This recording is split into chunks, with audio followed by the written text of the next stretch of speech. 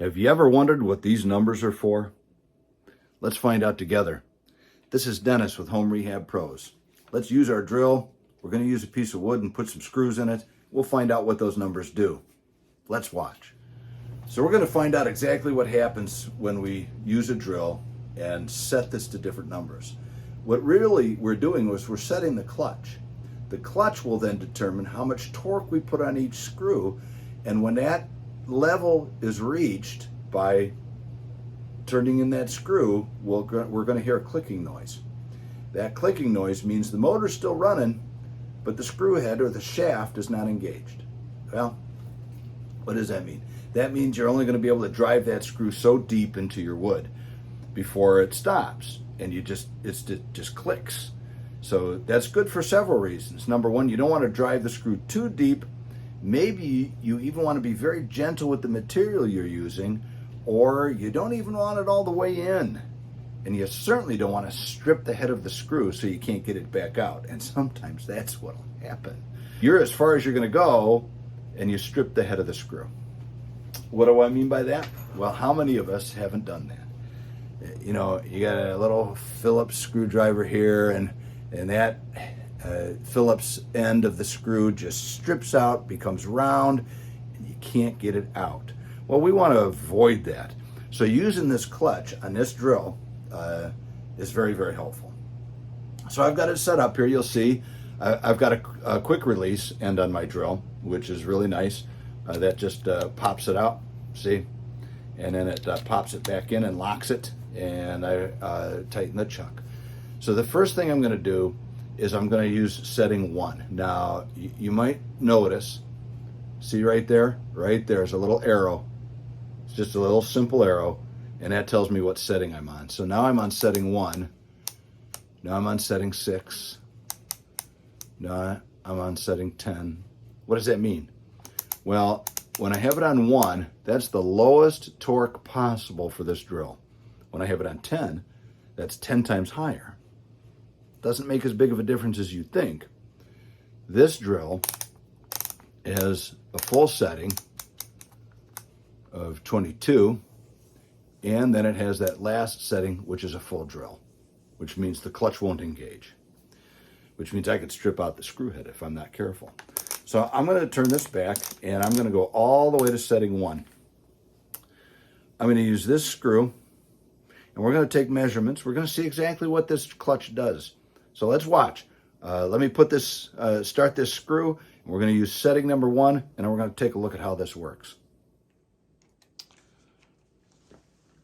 So I want to be careful, and I'm just going to brace this up a little bit, and I'm going to start the screw in, okay, and then I'm going to work it. Now, you hear that? You see that? Didn't go very deep in, did it? That's setting number 1. That's all it does, and that's how the clutch engages. So the drive shaft still wants to move, the motor still works, but the drive shaft is being released by the clutch so that we don't turn that in. Now let's do this. I'm just going to take a measurement. And in this particular instance, we're at about 2.5 inches in to the wood, maybe a little more, maybe or a little less. Okay, so there's 2.5 inches of screw still showing. Let's see if setting number 2 does any different. That's really not that much more. We might not get anything out of it, but let's do it. Nope. Let's do number 3. Oh, that's a little bit. Okay. Didn't turn it much more. And you can see now it's just a little bit further in. So now let's get a little more aggressive. Okay, let's go to 6. That's twice as much as 3. 6 times as much as the first time we went in there.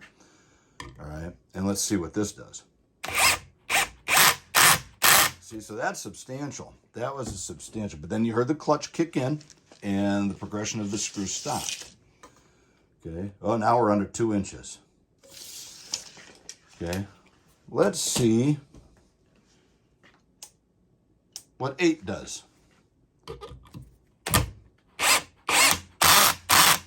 Okay, so obviously the more we increase it, the more torque we get. So, because we went from 1 to 2, there was nothing. We go from 6 to 8, and you could see that there was some nice movement there. Okay, so look at that. We're about at an inch and a quarter. Okay, and we started out. So let's move it to 10 and see what we're going to do here.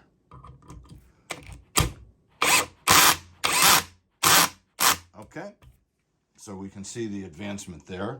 Let's move it to 12, see what it does. As it gets deeper in the wood, now I'm going to move it to 14.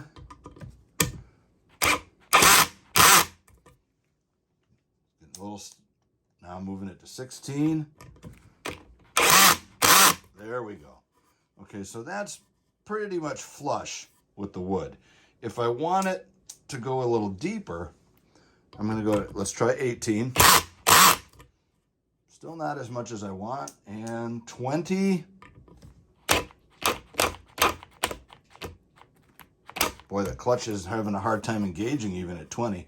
But it's now in, it's nice and inside that wood. It's beyond the surface, so everything's working good. So let's see if I start with 10. I'm going to start with 10, and let's see where that takes us. So I'm going to be very careful as I get it started. Okay, there we go. Okay, very good. So 10 didn't take me all the way down. So I don't always need to start with 1. I can start with another number, and then we can go ahead and just gauge what we're going to do with our screw. So that's what that clutch does. And it's very effective and powerful. Now let me show you a couple other things. So just a couple other points about this drill. And again, this is a Ryobi. I got it at Home Depot. Didn't cost much.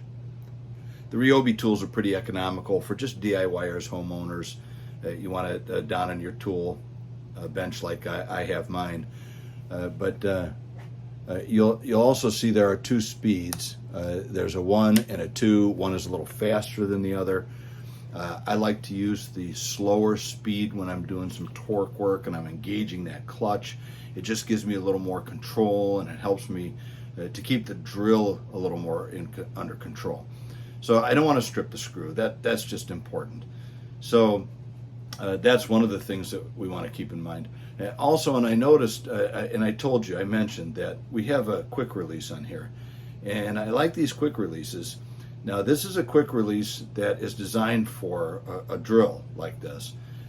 Not like the quick releases that are designed for impact drills. Okay, let me show you the difference. This is a quick release designed for an impact drill. It won't work real well with this drill.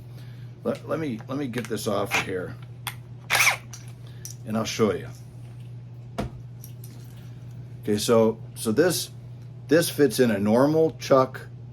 You can tighten it up real well in your drill. This is really designed for an impact drill. And the advantage of it, we'll talk about it in another video maybe, the differences between the two. But I just wanted to let you know that's what I was using, and this is a quick release. It works really well. And I like it for my bits. Now, the bit that I used in it is just a standard bit, and I could have used it in an impact as well. But I didn't want an impact. I wanted a clutch that would gauge the torque. I didn't want an impact that would keep a ratchet motion.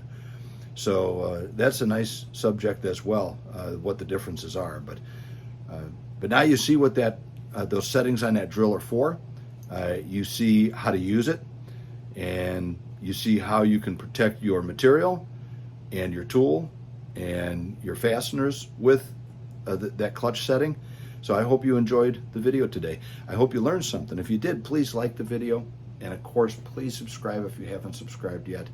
We really appreciate all of you who view us on a regular basis. So thank you very much for taking the time. I hope all is well with your family. My name is Dennis. I'm with Home Rehab Pros. And thanks for watching again. And we'll see you in the next video.